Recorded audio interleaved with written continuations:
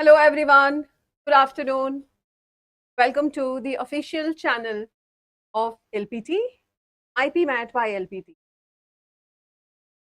Alright, so this series that we have started 3 days a week, TTS, today is Saturday and we are presented with yet another session, the series that's going to tackle the questions of grammar. Started the series last week and today is going to be the third session. We started this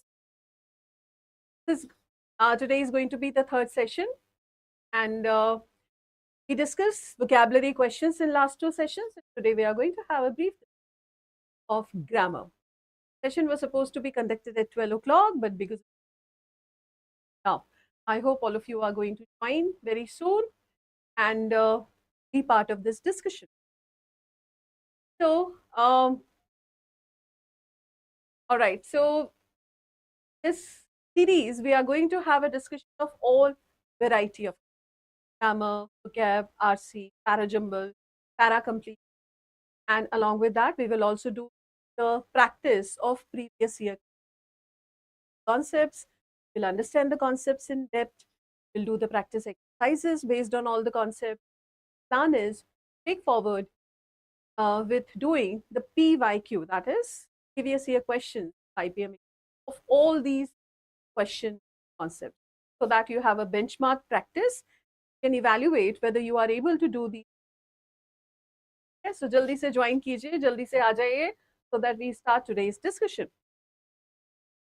Hello everyone, can you just give me a thumbs up confirming that you can see me and you can hear me just fine? Start with today's agenda quickly. Thumbs up that you can.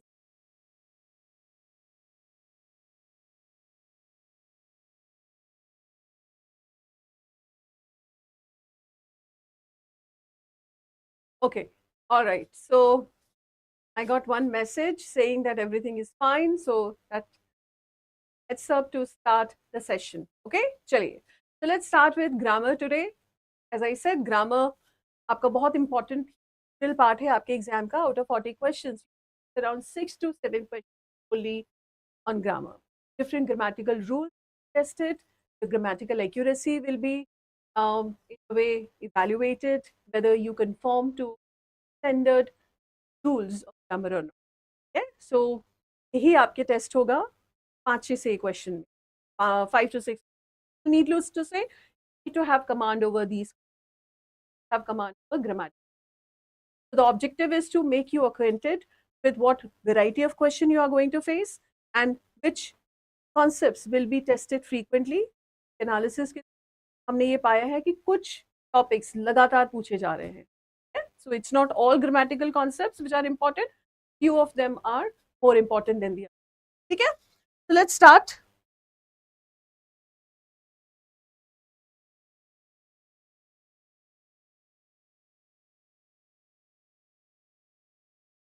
All right. तो Y grammar, सबसे पहले समझते हैं कि इस ज़माने में जहाँ पे आपके पास ChatGPT है, ग्रामरली है, सारे रिसोर्सेज हैं तो आपके अप टू डेट ग्रामर में सारी चीज़ें इम्पेकेबल ग्रामर में इम्पेकेबल एक्यूरेसी के साथ लिख सकते हैं. आपको क्यों ग्रामर को शोकेस करना. So let's understand why these exams still test grammar. One, आपका सेंटेंस का comprehension leads to reading comprehension. That clearly means अगर आप सेंटेंस को कॉम्प्रीहेंड कर लेते हैं, ग्रामेटिकल एक्यूरेसी, आप कहीं ना कहीं आपका reading comprehension contribute. Understand sentence, the building block for understand paragraph and passage reading के लिए भी आपको ग्रामर जरूरी है. ठीक है, तो दैट्स वन रीजन. सेकेंड, आपका जो राइटिंग असेसमेंट टेस्ट होगा, आपको पता है कुछ आपके कॉलेजेस आपके राइटिंग को भी टेस्ट करेंगे. आप कितना अच्छे से अपने गिवन टॉपिक पे अच्छे से लिख सकते हैं, अपने थॉट्स को, आइडियाज को कितने अच्छे से प्रेजेंट कर सकते हैं on paper in grammatically accurate way. Right, उसके लिए भी आपको ग्रामर के कॉन्सेप्ट्स पे कमांड होना चाहिए, ताकि आपके आइडिया तो अच्छे हो लेकिन आप उनको प्रेजेंट भी अच्छे से कर सकें. Correct grammar, correct English. Third, grammatical accuracy possibly एक पार्ट है ग्रामर आपके VA वर्बल एबिलिटी सेक्शन का, जिसमें आप 100% एक्यूरेसी ले सकते हैं, क्योंकि ये 100% कॉन्सेप्ट पे बेस होता है, not based on your reading, it's based on your understanding. Rather, you know the rule, you apply the rule, you get your answer. That means you can have 100% accuracy in grammar. Third, academic और professional success दोनों के लिए ही आपकी writing चाहिए. So once you are done with your this BBA and entrance BBA and MBA integrated program, you will step into corporate world, and in that your professional success will largely depend how well put across your message speaking and in writing, right? So for that as well, you need to showcase that skill during the preparation of the exam only. Yeah? You cannot learn about the mechanics of capitalization, punctuation, and spelling from oral language. तो आप अगर जितना भी अच्छे हो बोलने में, you may be excellent communicator, but sometime if you're making grammatical mistakes in your writing, then possibly you will not be a very effective communicator, because effective communication requires that you do both effective speaking and effective writing, both. ठीक है? तो spelling के errors, punctuation के errors, capitalization के error, आप क्योंकि बातचीत पे नहीं करते हैं, those mistakes can only be committed to write. तो ये सब चीज़ों का जानकारी होना आपको कहीं ना कहीं कंपेटिटिव एज देगा, और आपको एक कॉन्फिडेंस देगा कि आप आराम से प्रोफेशनल लाइफ में राइटिंग एक्सरसाइज कर. Let me just so that it's fine. This is shaky, not coming off as it should. Okay, so I hope it's not clear. Chaliye. So let's move on to the next slide. I hope with these points it's clear that why grammar is still being tested. And these are IMs, right? These are IMs which are known for their academic excellence. Need to showcase. All right. So how wrong grammar can ruin everything, right? So just to exemplify that, I have picked up these sentences. Look at these sentences. I like cooking, my friends, and my dog. These three things are set off by commas. Okay? So the message is clear here. But if you miss these commas here, I like cooking, my friends, and my dog. So this cooking is the verb which is taking object as my friends and my dog. That completely changes the meaning, right? So the omission of two commas here in this sentence actually changes completely.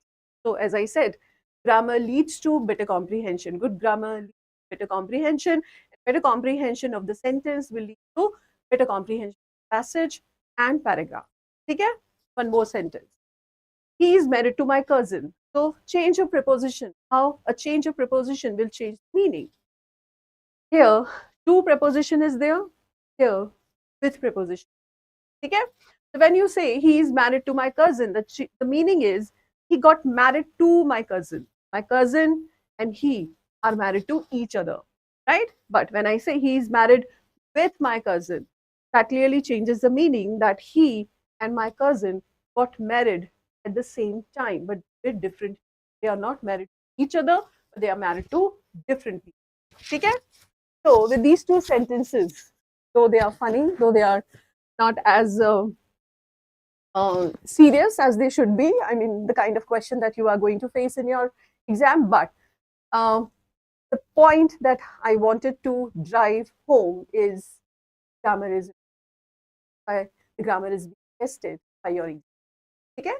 So it goes without saying that you need to start preparation for grammar. तो आप क्या prepare करें? तो जो aptitude test है, आप उसमें आपकी ग्रामर की मास्टरी नहीं टेस्ट हो रही. आपको थीसिस नहीं लिखनी है, आपको ग्रामर में लिटरेचर नहीं लिखना है, या आपको ग्रामर में इस तरह से अपनी सिचुएशन को कंसोलिडेट नहीं करना है कि आप ग्रामर के मास्टर बन जाए. rather because you have to do other things. You have to do reading, you have to do gap, you have to do verbal ability question, parajimbal, para completion. तो इसका मतलब है कि आपको हर एरिया में Excel. But that doesn't mean you have to go in the depth. Rather, you have to focus on those parts, those topics, those concepts that are frequently. Okay? कुछ particular topics पे इनका बहुत ज़्यादा झुकाव है. They are inclined to test certain topics repeatedly every year. उन्हीं topics पे हमको कॉन्सेप्चुअल क्लैरिटी लेके आनी है, लगातार एक्सरसाइज से वो बहुत अच्छा कंसोलिडेट करना है और उनके इन्स एंड आउट्स, उनके छोटे छोटे जो नुआंसेस हैं उसको समझना है, ताकि हम उन टॉपिक्स पे कमांड कर सकें और उन टॉपिक्स का कोई भी क्वेश्चन हो. This level of mastery of certain concept need to be acquired. Okay? So aptitude test की English grammar is not about academic grammar. तो आपको सिमेंटिक्स में नहीं जाना है, आपको उसकी टर्म्स में नहीं जाना है, rather कुछ टॉपिक्स मास्टरी कर. It's about a few grammar rules that you have to with. जैसे टेंसेस आप देखेंगे, जब हम करेंगे टेंसेस, टेंसेस के सारे कॉन्सेप्ट बहुत ज़्यादा टेस्ट में बहुत फ्यू रूल्स जो है वो टेस्ट. ज़्यादातर वो जो टेस्ट रूल करते, जो रूल्स को टेस्ट करते वो है present perfect, present perfect and past perfect, present simple किया. तो पास्ट एंड प्रेजेंट ये जो दो कॉन्सेप्ट हैं बहुत फ्रीक्वेंटली टेस्ट, आपकी कितनी क्लैरिटी है और क्या आप एरर को आइडेंटिफाई कर पाते हैं. That is what is very frequent.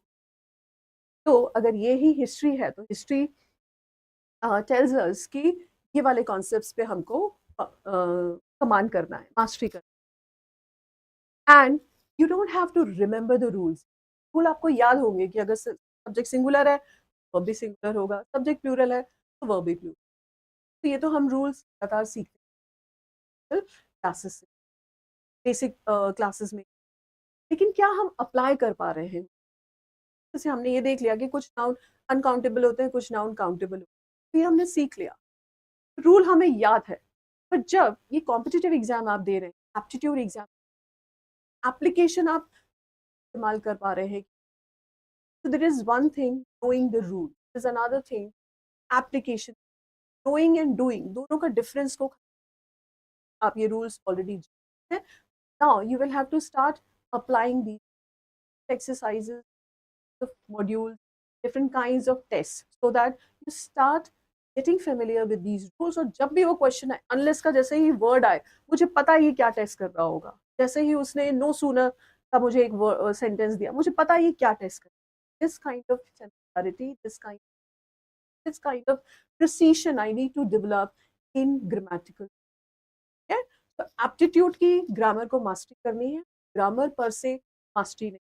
Grammar is such a vast, such a big, such a huge concept that in a limited period of time cannot actually. Selected rules which are important for your exam need to be. It is grammar still आपके लिए doable है. अब ये मत सोचिए कि grammar बहुत ज़्यादा ऐसा not be done within this stimulated time. Done because focus selected rules. ठीक है. तो types of grammar based question, तो एक बार मैं आपको फेमिलियर करा देती हूँ किस तरह के क्वेश्चंस आप देखेंगे लगातार आ रहे हैं. कि किस तरह से आपकी ग्रामर बेस्ड टेस्ट होगी. ठीक है. तो स्पॉट द एरर एक सेंटेंस होगा. अभी हम करेंगे कुछ exercise. There will be question which will be segregated parts and you will have to identify which part contains the error. That part will be your answer. In some exercises, in some module, or maybe in some mock test, you might have in variety of questions. Underline phrase होगा, एक कोई भी part underline हो जाएगा, उस part को आपको replace करना. कई बार वो सही होगा, कई बार गलत होगा. सही है as it is, the answer will applicable, but if it's wrong then you will have to choose the option and replace the underline. Is grammatically correct. Third, filling the blank. Filling the blank वाले question में सही grammatical structure आपको blank में, usually preposition, verbs और tenses जो questions है वो filling the में आधा एक सेंटेंस दिया है, उसका कुछ पार्ट ब्लैंक कर दिया. Choose the correct sentence. 4 ways of saying the different same thing. 4 different ways of saying the same. Up, you will have to identify which option correctly presents represents that. ठीक है. तो ये variety of questions है जो आपको grammar में मिलेंगे. ठीक है. A variety of question के बाद let's quickly discuss what topic you need to focus on. As I said, आपको ग्रामर की मास्टरी नहीं करनी है. कुछ कॉन्सेप्ट्स ग्रामर के लगातार टेस्ट हो रहे हैं. वो कौन से कॉन्सेप्ट्स हैं? Subject and verb agreement, very very important. अगर आप देखेंगे आपके अगर 6 क्वेश्चन आ रहे हैं, 7 question, invariably find at least 2 questions coming from this concept. बहुत important topic है. It also brings a lot of clarity in what you say, how you say, right? So subject and verb agreement बहुत important topic. Preposition, filling the blank question. अक्सर preposition यही उसमें correct preposition या correct phrasal verb को choose करना. Third देखिए tenses. Tenses something which has been baffling us ever since we started our grammar class, ever since we started going to school, I guess, or started learning English. Tenses. यहाँ पे भी test. Tenses के बिना आप अपनी grammatical accuracy ला ही नहीं सकते language में. Again, this area is something you have to got mastery on. Modifiers थोड़ा सा एडवांस लेवल. मॉडिफायर्स में ही adjectives and adverbs आते हैं. Participle phrases as well come under modifiers के. तो modifiers आपको अच्छा करना पड़ेगा. थोड़ा सा एडवांस कॉन्सेप्ट है, but as I said adjective adverb को समझ कर आप करेंगे तो आपके लिए बहुत डुएबल. पैरेलल स्ट्रक्चर जो आपकी लैंग्वेज में स्पेशली राइटिंग एक सिनर्जी लेके आते हैं. पैरेलल स्ट्रक्चर वो पार्ट है ग्रामर का. अगेन थोड़ा सा advance concept. Eventually, when you are done with the basic concepts, you start doing practicing these concepts, then you move on to parallelism. It's going to be a conditionals and pronoun. Pronoun could be the initial topic that will be done in the basic classes, but later on we'll have to. तो इन 3 topic, ये 3 topic शायद आप लोगों ने पहली बार सुने preparation. And अगर आपकी ग्रामर क्लासेस स्कूल में ये topic cover, but these are the topics which tested by your exam. ठीक है. So I wanted to give you a slice of those questions which have been asked in IPM previous, ताकि आपको पता चले what is it that you are dealing, what lies ahead that you need to prepare for. ठीक है. तो एक question देखिए यहाँ पे, and I would appreciate you can also post your answer for the given question. You're watching the video and you are there attending the session. I would appreciate if you post your answer so that I can also be encouraged to bring more meaningful content, contribute more to your preparation, and do these things with more energy and more gusto. चलिए first देखिए. Unless he dash, he will not be able to, he will not be allowed to watch television. ठीक है. तो ये जो word है unless, that is the key. तो मैंने आपको बताया जब भी अब आप ये वर्ड्स देखें आपको ये समझ में आ जाना चाहिए जब भी unless आ रहा है तो एग्जामिनर क्या टेस्ट कर रहा है. अब एग्जामिनर के point of view start. Usually unless का जो कॉन्सेप्ट है वो यही होता है कि आप उसके साथ नॉट ही लगाते हैं. अनलेस में नॉट लगा रहता है. तब होता है जब तक नहीं. Unless you have a mastery of grammar you won't be able to excel in section. Unless have mastery grammar. आप ये नहीं बोलते हैं don't have the mastery of. Don't and unless दोनों कभी साथ नहीं आते. बस आपको ये समझ है दोनों की बनती नहीं है, दोनों एक साथ अग्री नहीं होते कभी, इसलिए अनलेस के साथ आपको नॉट नहीं. अनलेस में नॉट छुपा हुआ है. ठीक है. तो आपको यही ध्यान देना है कि अनलेस के साथ नॉट नहीं आएगा. तो इस सेंटेंस में क्या आएगा. जब मैंने आपको ये रूल बता दिया, of course first is gonna be eliminated. And there is another option which is also using not. तो 2 ऑप्शन एलिमिनेट अगर आप सिर्फ इतना रूल भी जानते हैं. ठीक है. अब देखिए, he will not be allowed to watch television. ठीक है. Now unless के साथ जो सेंटेंस होता है that is used present simple, वो आप फ्यूचर में नहीं ले सकते. ठीक है. तो अगर ये रूल आपको पता है, जैसे एक रूल आपको पता चला unless के साथ आप नॉट. सिमिलरली आप unless के साथ क्या लेंगे. Present simple. प्रेजेंट सिंपल में आपको पता है वर्ब के साथ एस लगता है. goes, comes, he prepares, my father goes to temple. तो जब आप प्रेजेंट सिंपल की बात करते हैं वर्ब में एस लगता है सिंगुलर पर्सन के साथ. ठीक है. तो अनलेस ही क्योंकि सिंगुलर है, क्योंकि सब्जेक्ट है, सिंगुलर प्रोनाउन है पर्सन के लिए, इसलिए यहाँ पे क्या हो जाएगा unless he finishes. यहाँ पे will finishes wrong, क्योंकि unless के साथ हमने दो चीजें, आप इसके साथ टेंस यूज नहीं करते, आप इसके साथ नॉट यूज। सिंपल, यही रूल है अनलेस का। अगर आपने इन दो चीजों को याद रखा, आप आराम से इसे वो कर सकते हैं। अनलेस जब जब भी आए, तो अब आपको ये ध्यान रखना है कि अनलेस के साथ एग्जामिनर नॉट लगा के देगा या विल लगा। You already know what you are, you already know what examiner is test. ठीक है, तो ध्यान रखिएगा इस रूल। चलिए, और क्वेश्चन प्रीवियस ईयर आईपीएम का करते हैं। फिर एक और रूल ऑफ ग्रामर यूज होता है, जैसे मैंने आपको बताया सब्जेक्ट एंड वर्ब अग्रीमेंट सबसे इंपॉर्टेंट टॉपिक है। तो ये जो रूल है और ये क्वेश्चन है सब्जेक्ट वर्ब अग्रीमेंट रूल के साथ ही, देखिए इसमें the students in addition to the teacher is receiving special recognition for their excellent. ठीक है, तो ये पार्ट अंडरलाइंड है, इसी को हमको रिप्लेस, क्वेश्चन का एग्जांपल है, एक पार्ट अंडरलाइन। अब देखिए इसके पहले जो आपका सब्जेक्ट है अब जो रूल है इस कॉन्सेप्ट्स के रिगार्डिंग, वो ये है कि in addition to, along with, together with, ये सब जो है वो पैरेंथेटिकल फ्रेजेस कहलाते हैं। तो आप उसमें मत जाइए कि इसको क्या कहते हैं, आप ये समझिए कि आपको इनसे कंफ्यूज नहीं, आपको ये याद रखना है इनके पहले क्या आ रहा है, इनके पहले जो भी आएगा वो आपका सब्जेक्ट होगा। ठीक है, तो अगर मैं बोलूं कि Narendra Modi along with his cabinet minister, his state minister and chief is holding a meeting or are holding a meeting, आपको बस ध्यान रखना है आपका subject together with, along with, इनके पहले क्या आ रहा है। इनके पहले मैंने लगाया Narendra Modi, that is singular. If that is singular that means मेरा आंसर आना चाहिए Narendra Modi is holding a meeting along with his ministers, state minister and chief। along with वाली सारी की सारी बारात हो गई। आपकी जो वर्ब है दैट इज योर दुल्हन, that will go with, that is subject. Do you understand this? So the basic principle is जो भी चीज, जो भी सब्जेक्ट इन सब फ्रेजेस के पहले आती है वो आपका सब्जेक्ट हो जाता है। इस सेंटेंस में आपका सब्जेक्ट है Narendra Modi is holding a high level meeting along with। तो along with अगर आप बाद में पढ़ते हैं तो भी आपको क्लैरिटी आ जाती है।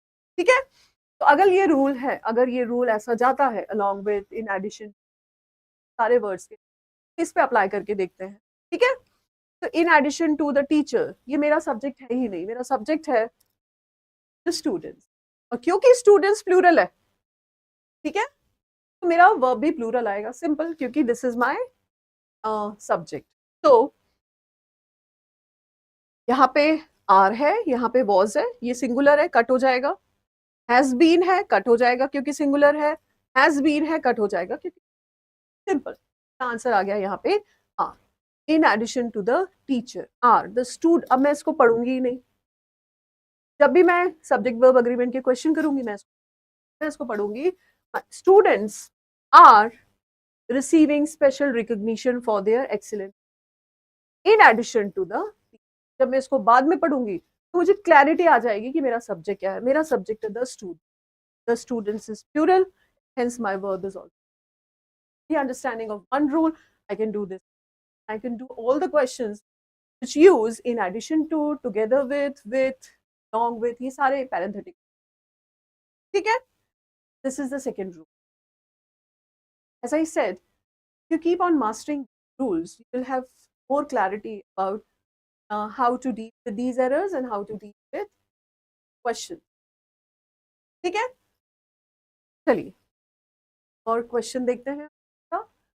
एक और रूल, तो मैंने बताया था आपको spotting the error also a variety of grammar, spotting the error का ही एग्जाम। तो इसमें 4 पार्ट कर दिए हैं, एक सेंटेंस को ब्रेक कर दिया है, आप उन पार्ट को बताएंगे।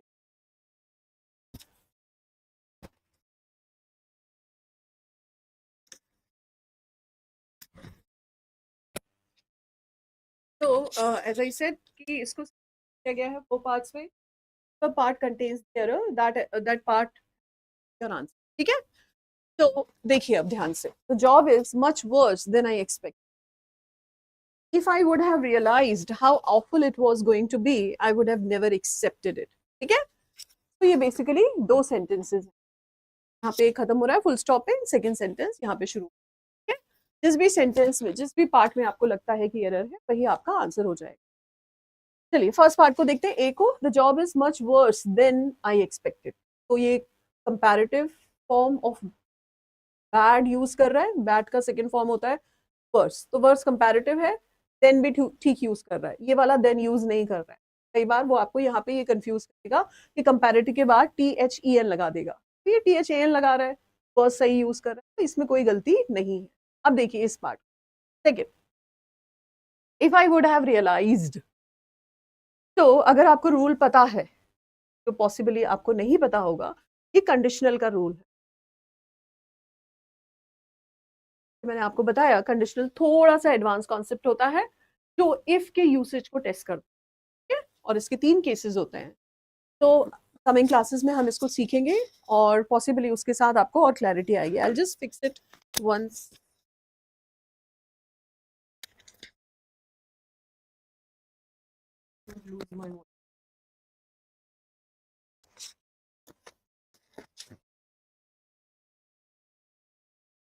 ऑलराइट, चलिए. So I hope my voice is clear now because I keep getting this message that. चलिए, तो the job is much first. यहाँ तो कोई दिक्कत नहीं है, मैंने आपको बताया. ये वाला कॉन्सेप्ट जो टेस्ट कर रहा है दैट इज कंडीशनल, थोड़ा सा एडवांस कॉन्सेप्ट. कमिंग क्लासेस में हम उसके सारे केसेस करेंगे.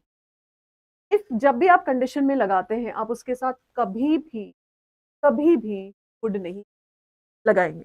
ठीक है? जैसे मैंने बताया आपको फर्स्ट कि अनलेस और नॉट की नहीं बनती आपस में, कभी आपस में कंपैटिबल नहीं रहते. वैसे ही इफ और विल और वुड कभी साथ में नहीं आते क्योंकि उनकी आपस में बनती नहीं. सिंपल, आपको ये ध्यान रखना है. ठीक है? तो जब भी कंडीशनल में आप इफ के साथ विल लगाएंगे, वो आपकी हमेशा गलती हो जाएगी. ठीक है? जैसे if I will clear IPM exam, my future is set. तो यहाँ पे ये गलत है. आप कंडीशन तो लगा रहे हैं लेकिन फिर इफ के साथ आप विल यूज. तो if I clear IPM exam, my future set. Right? तो इफ आई क्लियर, तो here when you talk about future, तब भी आप वर्ब की फर्स्ट फॉर्म लगाएंगे. If I clear IPM, BJP wins next election again. If BJP wins next Lok Sabha election, तो आप यहाँ पे wins लगा रहे हैं. That means first form of verb with singular subject. BJP is singular. If BJP wins next Lok Sabha election, if I clear IPM exam, आप यहाँ पे first form of verb लगा. ठीक है?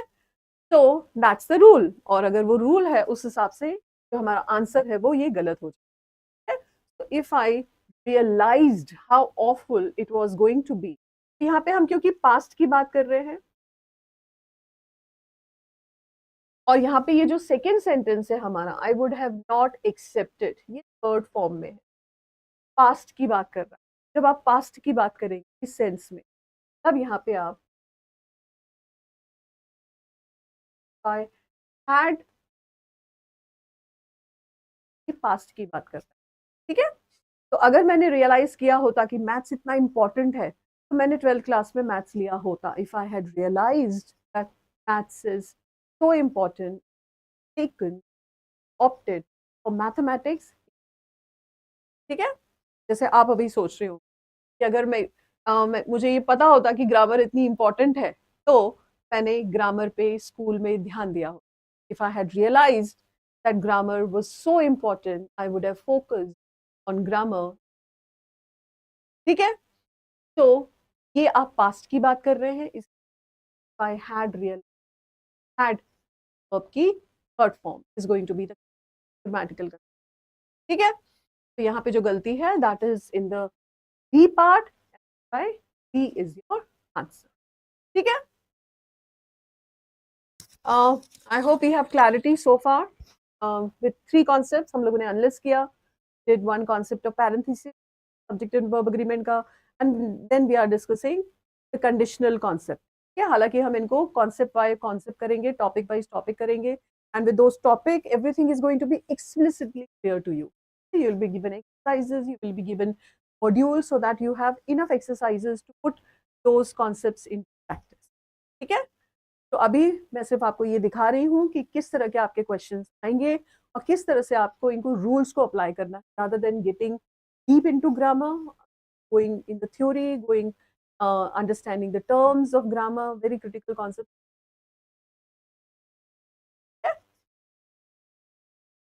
ठीक है, जैसे मैंने आपको बताया एक और वैरायटी ऑफ क्वेश्चन आता है जिसमें आपको फिलिंग द ब्लैंक्स रहते हैं. Those filling the blanks you will have to see which word is fitting in the blank. ठीक है, तो ये जो कॉन्सेप्ट है that is testing your accuracy of tenses, क्योंकि ये दोनों जो हैं वो टेंसेस से फिल हो रहे हैं. The perfect form of have और हैज आपको यहाँ पे फर्निश करनी है. देखिए, तो यहाँ पे क्या आएगा फर्स्ट ब्लैंक में, तो आई हैव, हैड, हैज और हैव. तो सिंपल, अगर आपको बेसिक ग्रामर भी आती है तब भी आपको ये पता होगा कि एक कॉन्सेप्ट, एक ऑप्शन आपका अपने आप एलिमिनेट. अब आपको ये डिसाइड करना है कि हैड है, तो हैड सेकेंड फॉर्म है हैव की और वो पास्ट फॉर्म. ठीक है, तो क्या ये सेंटेंस पास्ट की बात कर रहा है और ये प्रेजेंट की बात कर रहा है कि मेरी लाइफ में बहुत बुरे एक्सपीरियंस देखे हैं. देखे हैं वाला सेंस आ रहा है जब हम इसको इस तरह से इंट्यूटिवली हिंदी में भी देखते हैं. पर्सन ये बोल रहा है कि मैंने लाइफ में बहुत बुरे एक्सपीरियंस हैं, नॉट खेले थे और एक्सपीरियंस किए थे, वो नहीं आ रहा है. तो जब आप इस सेंटेंस को पूरा पढ़ते हैं तो आपको एक सेंस मिलता है कि ये sentence has to be in the, तो बाय डिफॉल्ट आपका कट गया. अब हैव और हैव दोनों हैं. ठीक है, तो अब ए और डी दोनों में हैव है, यहाँ पे तो हैव आ गया. आई हैव ऑलरेडी, अब आई हैव ऑलरेडी, ऑलरेडी की वजह से आप थोड़ा सा कंफ्यूज फील कर सकते हैं कि ऑलरेडी के बाद क्या है, इग्नोर कर दीजिए. ठीक है, तो अगर मुझे ये बोलना है I have had many bad experiences, I have, have के बाद हैज, आप अपनी इंग्लिश अपनी जिंदगी में कभी मत लगाइए, तो हैव के बाद हैज कभी भी नहीं आता. राइट, ऑलरेडी अगर आपको कंफ्यूज कर रहा है उसको हटा के देखिए, फिर देखिए सेंटेंस इंट्यूटिवली कैसे फिट.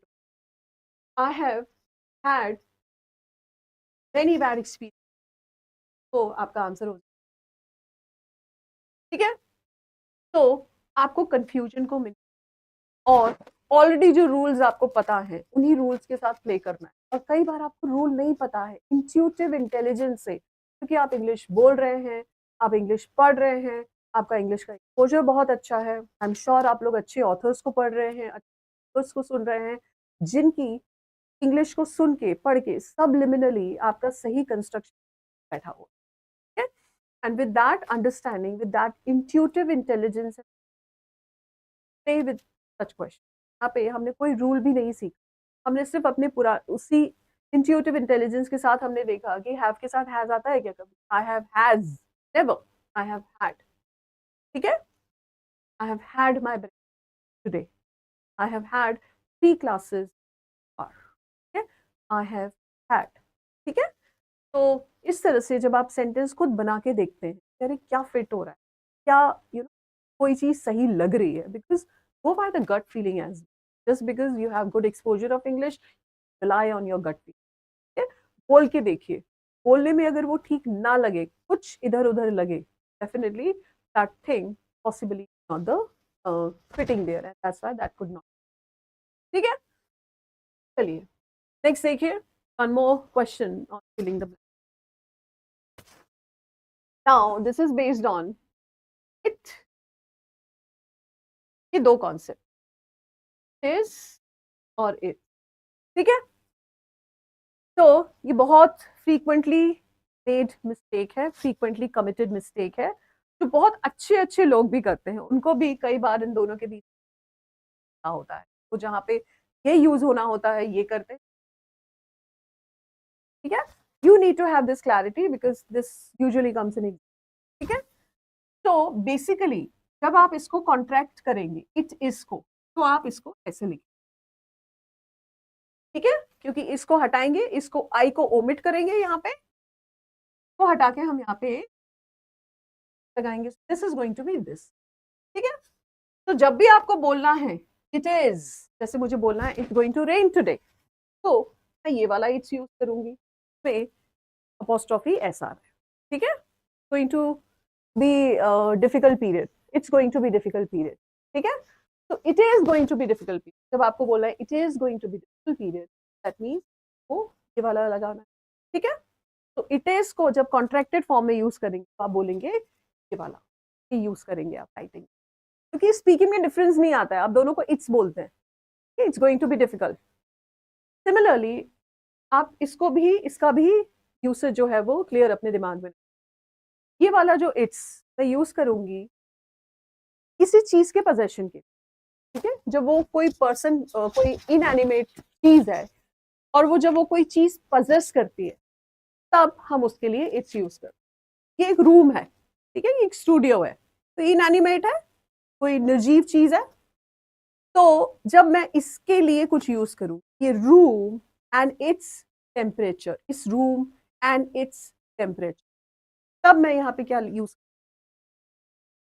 ये रूम, इसकी दीवारें, इट्स वॉल्स, तब मैं ये वाला इट्स, ये बोर्ड है again, right, it's a digital board, again निर्जीव है, चीज है कोई, तो जब मैं इसका यूज करूंगी, it's interface is very user friendly, it's interface, board के इंटरफेस की मैं बात कर रही हूँ, तब भी मैं क्या यूज करूंगी, इट्स। ठीक है, ये मेरा फोन है, अगेन दिस इज निर्जीव, दिस इज इनएनिमेट, तो जब मैं इसके कवर की बात करूंगी, this phone and its cover, तो तब भी मैं किसकी बात करूंगी, ये वाले इट्स, सिंपल। ठीक है, तो तब मैं अपोस्ट्रोफी लगाऊंगी, तब मैं सिर्फ विदाउट अपोस्ट्रोफी उसको पुट करूंगी, that's what you have to do. ठीक है, अब इसी अंडरस्टैंडिंग को अप्लाई करते हैं इस सेंटेंस। अब मैं यहाँ पे क्या यूज कर रही हूँ, it is easy to blame या इट्स इजी टू ब्लेम। जब मैंने कोई प्रोनाउन यूज ही नहीं किया, तो यहां मैं फर्स्ट वाला यूज,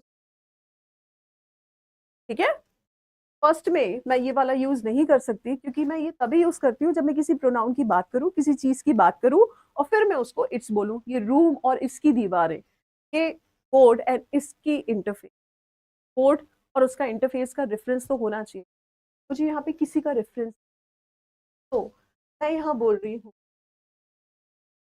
इजी, और इसी इट इज को दोनों। ठीक है, अब देखिए नेक्स्ट वाला, it's easy to blame the government if and when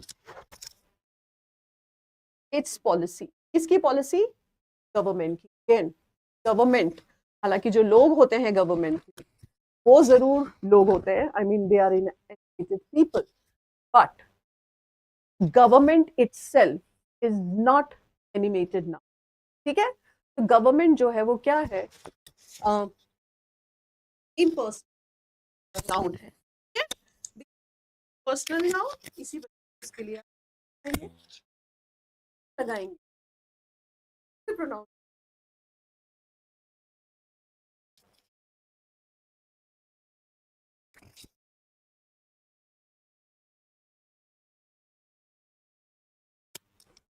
तो क्योंकि गवर्नमेंट इम्पर्सनल प्रोनाउन है, तो जब आप इसके लिए यूज करेंगे पजेसिव प्रोनाउन, तो आप कौन सा यूज, तो what's your answer, answer is, ठीक है, बहुत सिंपल सा कॉन्सेप्ट है, बट देखिए क्लैरिटी आपका एक मार्क बना, rather 4 marks आती है।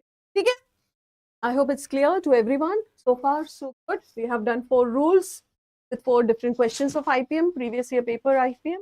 एक और देखते हैं क्विकली। देखिए एक पार्ट अंडरलाइंड है, ये भी एक वैरायटी ऑफ क्वेश्चन है, यूजुअली आपके जो एग्जाम में वो इसी तरह से आता है, कोई भी एक पार्ट अंडरलाइन होगा, उस अंडरलाइन पार्ट का आपको देखना होगा क्या रिप्लेसमेंट सही है, if it has to be replace. देखिए, the winter was such severe that even water in the taps was frozen, and this created a lot of inconvenience to everyone. Family. ठीक है, तो ये दैट लगा हुआ है, so that this is how this phrase goes. Okay? जब भी आप ये बोलते हैं तो so that, तो आप हमेशा तो ही लगाएंगे, दैट नहीं।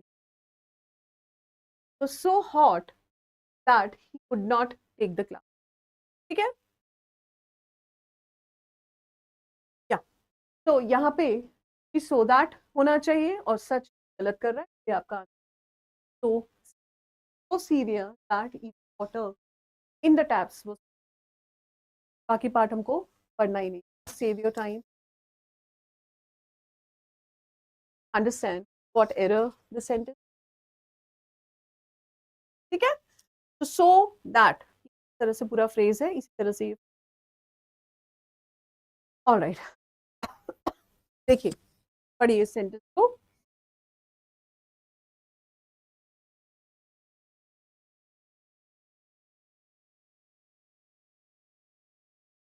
Alright, although the coastal city of Kundanpur was once home to a flourishing maritime trade। अब देखिए there, आपका जो नाउन है वो ये है city of Kundanpur. Definitely a singular, singular noun है क्योंकि एक सिटी है। जब आप एक कोई सिटी है आप उसको रेफर कर रहे हो के बाद कौन सा प्रोनाउन आप use, here is for plural. तो यहाँ पे सिटी ऑफ कुंदनपुर के लिए डेफिनेटली आप singular pronoun use, that is what is the. तो देयर नहीं होगा, द भी नहीं होगा, अब इट्स आएगा या ये वाला it's. You have to decide which it's this. हमने ये सीखा कि ये वाला किसी कंट्री के किसी इनएनिमेट ऑब्जेक्ट के पर्सनल नाउन के पोजेशन के लिए है। तो इट्स इकोनॉमी, की economy of Kundan, it is economy नहीं बोल रहे हैं, इकोनॉमी मतलब सिटी ऑफ कुंदनपुर की इकोनॉमी। ठीक है, alright, so with the discussion of these questions, with the discussion rules, I hope there's still clarity about what lies ahead. Just to say, there are grammatical concepts master, there could be two grammatical rules that you may find। आपने हो सकता है वो कभी miss ना किया हो या काउंटर ना, कुछ आपको एक्वायर करने पड़ेंगे, करना पड़ेगा, कुछ को प्रैक्टिस करना, बट ओवरऑल ग्रामेटिकल एक्यूरेसी आपको काम करना। ठीक है, जैसे मैंने आपको कहा हम लोग कॉन्सेप्ट्स को करते रहेंगे, कॉन्सेप्ट्स की प्रैक्टिस करेंगे, एक एक कॉन्सेप्ट को पिक करेंगे। जैसे जो जो कॉन्सेप्ट मैंने आज आपकी क्लास आपको आज की क्लास में बताए, कॉन्सेप्ट्स बहुत इंपॉर्टेंट है, उनको हम थॉरोली करेंगे, सारे उनके इन्स एंड आउट को डिस्कस करेंगे, ऑल सिनारियोज बहुत सारे we'll pick them up with precision, we will try to understand with enough practice, we will consolidate all the concepts. Then by practicing module mocks quizzes, you will have to formidably acquire these concepts so that जो भी question आ जाए तो आपसे गलत है। तो I hope आपको ये सब क्लियर है कि ग्रामर पे आपको काम करना। तो brush up the basic concepts, जो मैंने कॉन्सेप्ट्स आज आपको बताए हैं उन क्लास में भी हम करेंगे, आपको भी उन पे काम करना। Refer to standard books. Brennan Martin is one of the standard books that you always refer to because it has been a Bible for many years for grammars. Have been using this book for ages. Has been testimony to grammatical, even if it is then the book is still relevant for aptitude. Okay, so आप उस book को refer कर सकते हैं. Otherwise, another thing that you can do is if you are studying in CBSE board, then CBSE board books as well base on Renan Martin और Martin के ही concepts को बहुत सिंप्लीफाई उनको समझ वो करनी है, तो आप वो भी कर सकते हैं। स्टैंडर्ड बुक्स उससे ही इन्हीं कॉन्सेप्ट्स को पिकअप करके प्रैक्टिस शुरू। Be aware of common grammatical, आज आपको 5-6 ग्रामेटिकल कॉन्सेप्ट सिखाए, बी अवेयर कि अनलेस आना है अवेयर, और जैसे ही ये वर्ड को आप देखें यस इफ आया तो इफ के साथ मुझे विल यूज नहीं, ये कॉन्सेप्ट में रखिए, फॉसिलाइज, ठीक है? All right, so thank you so much for watching the session and being there, and see you on Tuesday with yet another topic for IP. Thank you very much.